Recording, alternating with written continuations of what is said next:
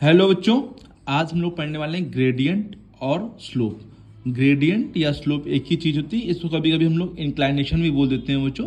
तो ग्रेडियंट और स्लोप आज हम लोग जानने वाले हैं, क्या होता है ग्रेडियंट और स्लोप, और इसके बारे में क्या क्या चीज़ हम लोग फाइंड कैसे करते हैं, कैसे निकालते हैं बच्चों, ये सब चीज़ हम लोग यहाँ पे समझने वाले हैं। और ग्रेडियंट का क्या रोल है बच्चों, ये भी हम लोग जानने वाले हैं, क्योंकि हम लोग जब फर्स्ट ईयर इंटर में पढ़ते हैं तो ग्रेडियंट टू स्लोप स्टार्ट होता है, लेकिन इंटर में हम लोग को slope as a D Y upon D X पढ़ना पड़ता है, तो वो भी हम लोग यहाँ पे समझेंगे बच्चों।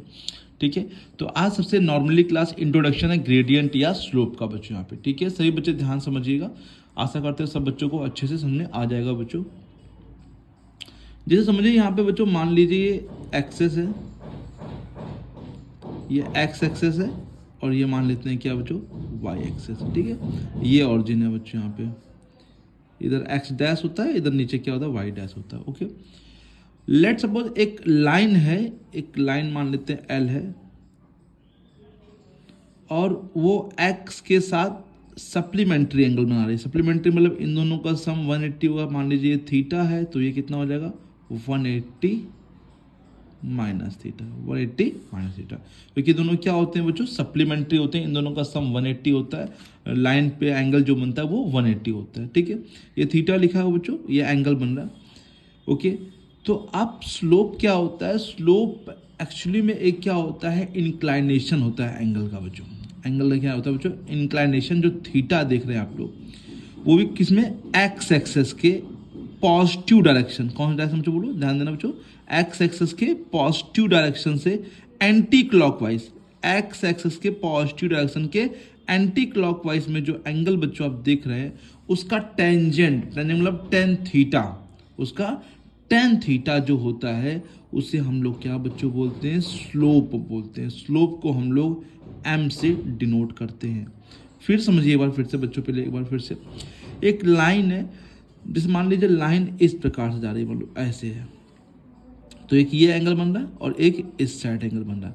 तो मैंने ना कहा एक्स एक्सेस के पॉजिटिव डायरेक्शन से एंटी क्लॉकवाइज, एंटी क्लॉक मतलब ये होता है ना घड़ी के विपरीत दिशा, एंटी क्लॉकवाइज। ठीक है, तो एंटी क्लॉकवाइज मतलब ये जो एंगल बनेगा, इसका मान लीजिए थीटा है, तो इसका टेंजेंट जो होगा उसे हम लोग क्या बोलते हैं, यहाँ पे स्लोप बोलते हैं। समझ में आया सब बच्चों को। टेंजेंट का मतलब होता है यहाँ पे टेन थीटा बच्चों। जैसे हम लोग हाई स्कूल में पढ़ते हैं, टेंजेंट का मतलब क्या होता है, जो लाइन टच करते हुए जाती है। जब कोई लाइन टच करते हुए जाती है तो क्या बच्चों बोलते हैं, टेंजेंट बोलते हैं। उसी को टेन का फुल फॉर्म होता है टेंजेंट बच्चों यहाँ पे। ठीक है, तो एम बराबर क्या होता है बच्चों, टेन थीटा। अब समझते हैं थीटा की वैल्यू कहाँ से कहाँ तक लाई करती है। थीटा की वैल्यू ऑलवेज 0 से बड़ी, बराबर, और पाई, पाई का मतलब 180 से छोटी या फिर बराबर होगी बच्चों। ठीक है, तो थीटा की वैल्यू ऑलवेज 0 से लेकर कहाँ तक बच्चों होती है, पाई तक। पाई का मतलब 180 तक होता है बच्चों। मैं यहाँ लिख दे रहा हूँ, पाई का मतलब भी क्या है, पाई का मतलब यहाँ पे 180 इक्वल भी हो सकता है बच्चों। ओके, कभी भी 0 से छोटा नहीं होगा, निगेटिव नहीं हो जाएगा, और कभी भी 180 से बड़ा नहीं हो सकता बच्चों। यहाँ पे सभी लोग को समझ में आया बच्चों। जो स्लोप होगा किसी भी लाइन का, वो क्या होता है, जो एक्स एक्सेस के पॉजिटिव डायरेक्शन के साथ बना हुआ एंगल है in the direction of anti clockwise. ध्यान देना, एंटी क्लॉक में होना चाहिए। अगर देख रहे हैं तो ये भी तो एंगल बन रहा है, लेकिन ये क्लॉकवाइज हो रहा है, ये एंटी क्लॉकवाइज। यहाँ पे देखिए एंटी क्लॉकवाइज लेंगे बच्चों, एंगल जो बनेगा उसका टेंजेंट जो होता है उसे हम लोग क्या बोलते हैं, स्लोप, या फिर क्या बोलते हैं, ग्रेडियंट भी बोलते हैं बच्चों। आ गया सभी लोग समझे, आशा करते हैं यहाँ पे आ गया होगा बच्चों। Let suppose theta equal to अगर 0 डिग्री है, 0 डिग्री कैसे हो सकता है, जैसे ये देखिए बच्चों यहाँ पे डायग्राम, अगर ये लाइन मान लीजिए ऐसे पैरेलल है, किसके पैरेलल है, एक्स एक्सेस के पैरेलल है, तो एक्स एक्सेस के पैरेलल है, मतलब कि यहाँ पे कोई भी एंगल नहीं बन रहा है, तो थीटा इक्वल टू 0, मतलब यहाँ लिख सकते हैं पैरेलल में साइन बना दूँ, पैरेलल टू एक्स एक्सेस।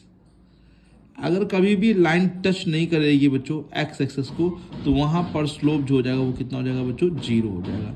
कभी भी आप लोग कहा जाए if a line is parallel to the X axis, तो उस समय स्लोप 0 होगा। क्यों, क्योंकि टेन 0 की वैल्यू कितनी होती है बच्चों, थीटा इक्वल टू 0 है, और टेन 0 और टेन 0 बच्चों कितना होता है, 0, तो इसलिए स्लोप भी क्या हो जाएगा बच्चों, 0 हो जाएगा। राइट है बच्चों। तो कोई भी अगर लाइन है और स्लोप उसका पूछ रहा है और वो पैरेलल है बच्चों किसके, एक्स एक्सेस के, तो उसका स्लोप कितना हो जाएगा बच्चों, 0। अब समझिए परपेंडिकुलर है, मान लीजिए थीटा इक्वल टू 90 है, 90 मतलब इस प्रकार से, 90 मतलब यहाँ पे x पे परपेंडिकुलर है, तो फिर m इक्वल टू 1090 हो जाएगा। और 1090 जो होता है वो नॉट डिफाइंड होता है बच्चों। ये क्या होगा बच्चों? नॉट डिफाइंड, जिससे हम लोग इन्फिनाइट बोलते हैं बच्चों, ये नॉट डिफाइंड है बच्चों। यहाँ पे अगर कोई लाइन जो है डिफाइंड मतलब इन्फिनाइट होता है यहाँ पे अगर कोई लाइन है वो x पर परपेंडिकुलर है, या फिर बोल देते हैं y के पैरेलल है बच्चों, ये भी तो बोल सकते हैं y के पैरेलल, या फिर x पर क्या है बच्चों? परपेंडिकुलर है, तो उसका स्लोप जो होगा वो क्या हो जाएगा बच्चों? वो नॉट डिफाइंड हो जाएगा बच्चों। ठीक है बच्चों, तो ये चीज़ें दो ध्यान रखिए। Parallel to the x axis मतलब पैरेलल x के बच्चों पैरेलल है तो एंगल नहीं बनेगा, तो जीरो हो जाएगा m बराबर। और परपेंडिकुलर बोल देगा x पे बच्चों, ये परपेंडिकुलर टू एक्स एक्सिस। अगर परपेंडिकुलर है तो उस समय स्लोप जो होगा डिफाइंड नहीं होगा, m बराबर इन्फिनाइट हो जाएगा बच्चों। सही बच्चों को आगे इतना बच्चों समझे। चले बच्चों आगे बच्चों, इसे कुछ कंडीशन देख ले बच्चों। तो पहले बात समझ लीजिए स्लोप क्या होता है बच्चों, एक बार फिर से समझिए। स्लोप या ग्रेडियंट एक लाइन होता है जब वो एक्स एक्सेस के पॉजिटिव डायरेक्शन के साथ एंटी क्लॉकवाइज में जितना भी एंगल बनाता है उस एंगल का टेंजेंट जो होता है उसे हम लोग क्या बच्चों बोलते हैं? स्लोप बोलते हैं। फिर समझिए लाइन का एंगल किसके साथ? एक्स एक्सेस के पॉजिटिव डायरेक्शन, ना पॉजिटिव, निगेटिव मत लेना। एक्स एक्सेस के पॉजिटिव डायरेक्शन के साथ बच्चों कौन से डायरेक्शन में बच्चों?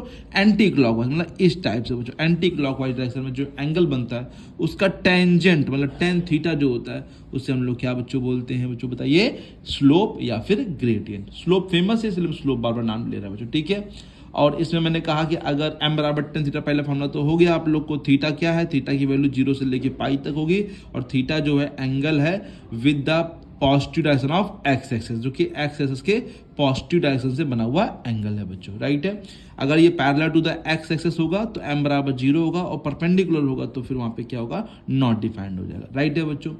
अच्छा ये भी समझ लीजिए बच्चों, किसी लाइन के कितने स्लोप हो सकते हैं? How many slope of a line. तो बात सिंपल है बच्चों, कोई भी लाइन है एक्स एक्सेस को एक ही जगह बच्चों टकरा सकती है, और कहीं तो कट नहीं करेगी ना बच्चों।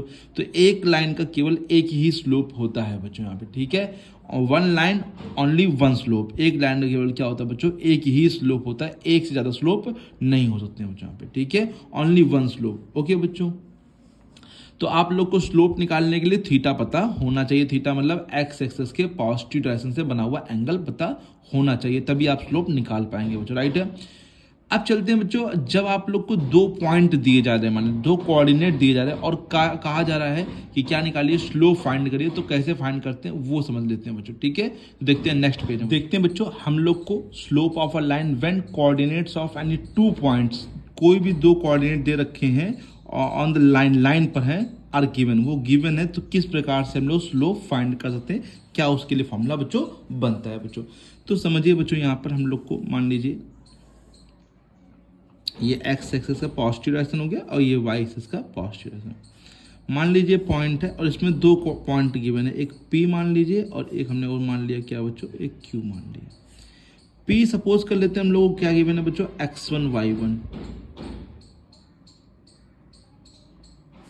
और Q क्या गिवन है बच्चों? मान लीजिए x2 y2। ठीक है, P गिवन है और Q गिवन है, x1 y1 x2 y2।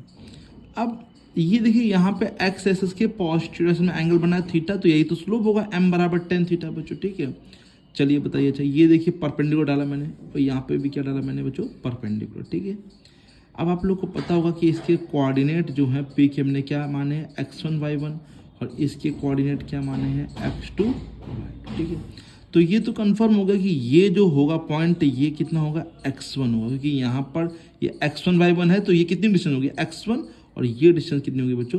y1, तभी तो कोऑर्डिनेट बना x1, y1। ठीक है, उसी प्रकार से ये मान लिया O है। ठीक है, इसी प्रकार से ये जो होगा ये x2 y2, तो ये कितना हो जाएगा बच्चों? x2, और ये कितना हो जाएगा बच्चों? बताइए, y2 हो जाएगा बच्चों पूरा। ओके, अब अच्छा ये लाइन मैंने खींच ली parallel to the X axis के, और पैरेलल खींची तो ये वाला एंगल क्या इस वाले एंगल के इक्वल होगा? इक्वल होगा ऑफ कोर्स, क्योंकि ये क्या है? ये लाइन इसके पैरेलल है, तो बाय द करस्पॉन्डिंग एंगल से ये दोनों एंगल क्या होते हैं? इक्वल होते हैं। अच्छा हम लोग अभी बता के आए हम लोग को कि m बराबर क्या होता है बच्चों? टेन थीटा होता है। ओके बच्चों, m बराबर क्या होता है? टेन थीटा होता है बच्चों। अच्छा टेन थीटा होता है तो टेन थीटा को आप लोगों ने पढ़ा होगा हाई स्कूल में बच्चों, परपेंडिकुलर अपॉन में बेस, पी अपॉन में बी, परपेंडिकुलर अपॉन में बेस भी होता है बच्चों। तो समझिए इस ट्राइंगल में अगर मैं लगा लूँ, क्योंकि थीटा वहाँ पर भी है तो थीटा यहाँ पर भी है, तो बताइए ये चीज़ कितनी होगी बच्चों, ये कितना है x1, ये कितना है x2, तो ये कितना बीच में बचेगा x2 माइनस का x1 बचेगा बच्चों, ये x2 माइनस x1, और ये पूरा y2 है, ये y1 है, तो ये कितना बचेगा बच्चों बताइए, y2 माइनस का y1। ठीक है बच्चों, यहाँ पे समझ में आया। अभी हमने x2 को बड़ा माना है, x1 को छोटा मान लिया, y2 को बड़ा मान लिया, y1 को छोटा मान लिया, ठीक है। तभी तो x2 माइनस का x1 और ये y2 माइनस का y1। तो tan theta equal to perpendicular upon में बेस होता है, तो परपेंडिकुलर कितना है बताइए यहाँ पर, y2 माइनस का y1, और बेस कितना है बच्चों बताइए, x2 माइनस का x1। तो m बराबर बच्चों फॉर्मूला देखिए बच्चों, परपेंडिकुलर क्या देखिए ध्यान से, यहाँ पे यही तो परपेंडिकुलर है और यही तो बेस है, तो परपेंडिकुलर अपॉन में बेस मतलब y2 माइनस y1 अपॉन में x2 माइनस x1, या फिर y1 जब बड़ा होगा या माइनस कॉमन ले सकते हैं, तो y1 माइनस y2 अपॉन में x1 माइनस x2। ठीक है, चाहे ये एक्यूट एंगल हो चाहे ये ऑब्ट्यूस एंगल हो, दोनों के लिए फॉर्मूला यही पे फॉलो करेंगे बच्चों। ऑब्ट्यूस के लिए भी इसी प्रकार लगा सकते हो, कोई दिक्कत नहीं आएगी बच्चों। तो m बराबर बच्चों फॉर्मूला क्या होता है, अगर दो पॉइंट आपको गिवन है, कोई भी दो पॉइंट गिवन है, किस प्रकार स्लोप निकाल सकते हैं आप, m बराबर y2 माइनस y1 अपॉन में x2 माइनस x1। सही बच्चों, ऐसा करते हैं, अच्छे समझ आ रहा, कोई दिक्कत तो नहीं आता बच्चों बताइए।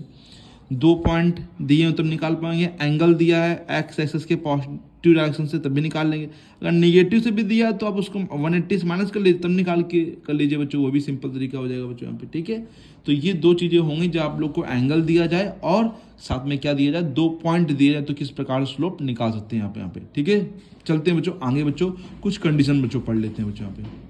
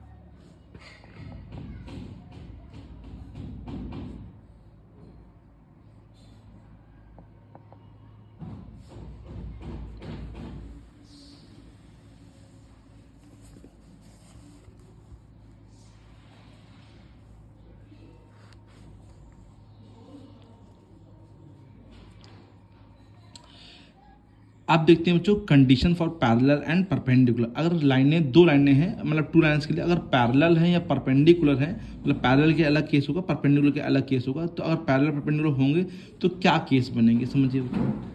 अगर दो लाइन पैरेलल हैं तो कन्फर्म है कि ये एंगल, जैसे मान लीजिए θ1 बना रहा है एंगल और ये θ2 बना रहा है, तो पक्की बात है कि θ1 और θ2 क्या होंगे आपस में बच्चों, बराबर होंगे।